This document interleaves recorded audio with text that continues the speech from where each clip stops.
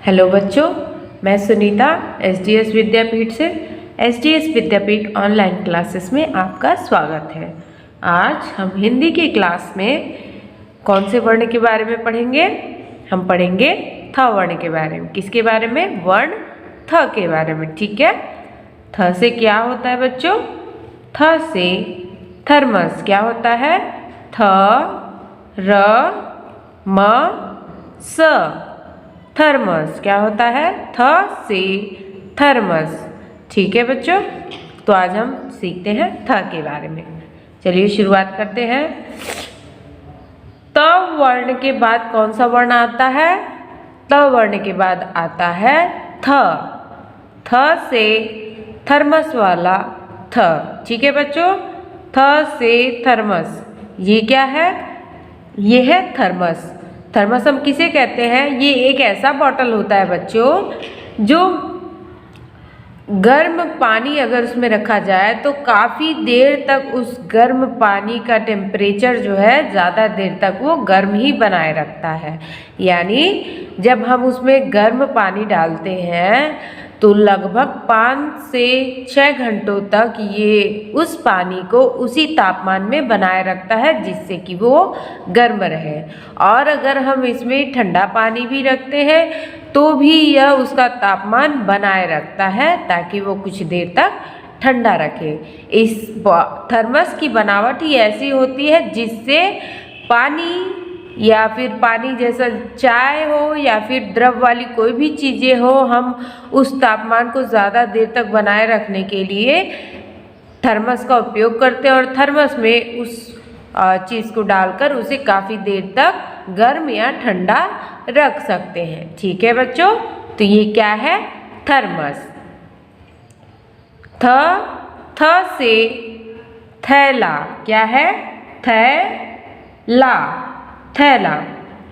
थैला बच्चों प्लास्टिक का भी होता है, जूट का भी होता है, कागज का भी होता है और कपड़े का भी होता है या फिर सूती कपड़े का होता है। तो थैले का उपयोग हम किस लिए करते हैं? इसमें सामान ले आने के लिए, ले जाने के लिए हम थैले का उपयोग करते हैं। ज़्यादातर इसका उपयोग कहाँ किया जाता है?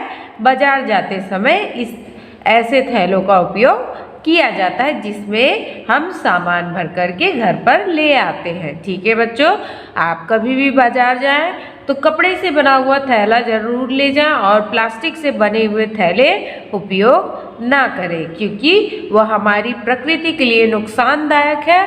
और जो कपड़े वाले थैले हैं ये ज़्यादा नुकसान नहीं पहुंचाते हैं।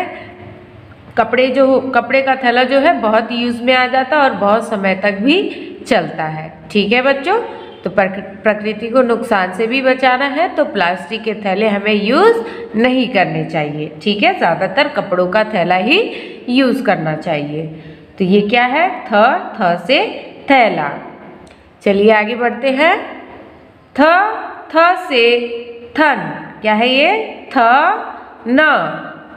थन किसे कहते हैं? आपने देखा होगा गाय जब दूध देती है तो जो दूध वाला होता है, दूध निकालता है तो वो कहाँ से निकालता है? थन से निकालता है। ठीक है बच्चों, वो दूध कहाँ से निकालता है? थन से निकालता है। ठीक है, तो इसे क्या कहते हैं? थन। थन से दूध निकाला जाता है।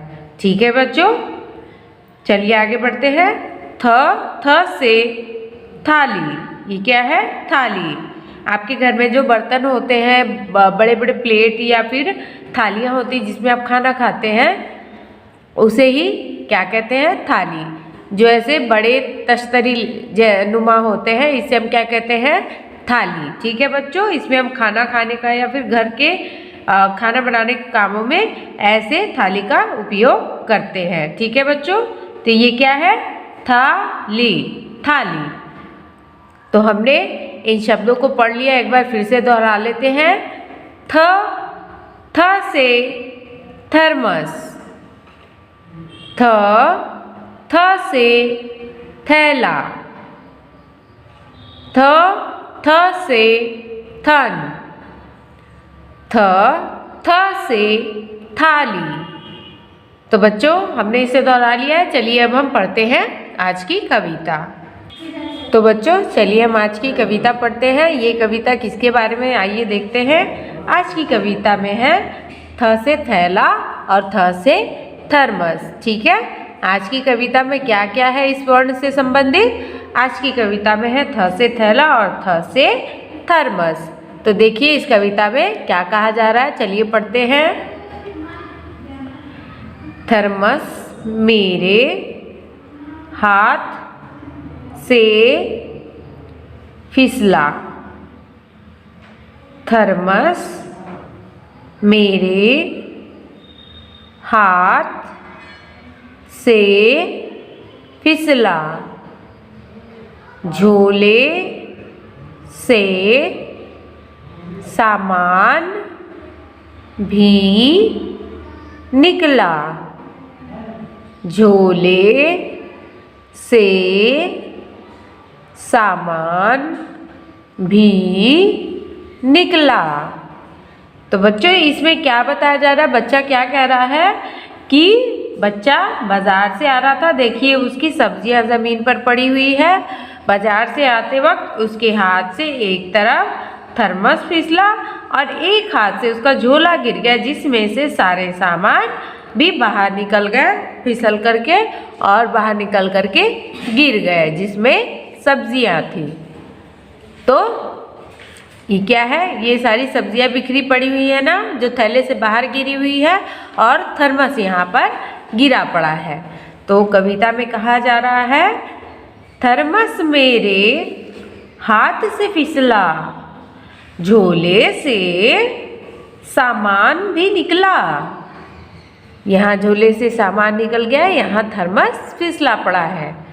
तो बच्चों हमने आज की कविता भी पढ़ ली है और आज के शब्दों को भी दोहरा लिया है, थ वर्ण से जो बने हुए हैं। तो आप इस वीडियो को ध्यान से देखेंगे और इन्हें भी सीखेंगे, इन वर्णों को, और इनके बारे में जानेंगे और इस कविता को भी याद करेंगे। ठीक है बच्चों, मिलते हैं अगले वीडियो में अगले वर्ण के साथ। धन्यवाद।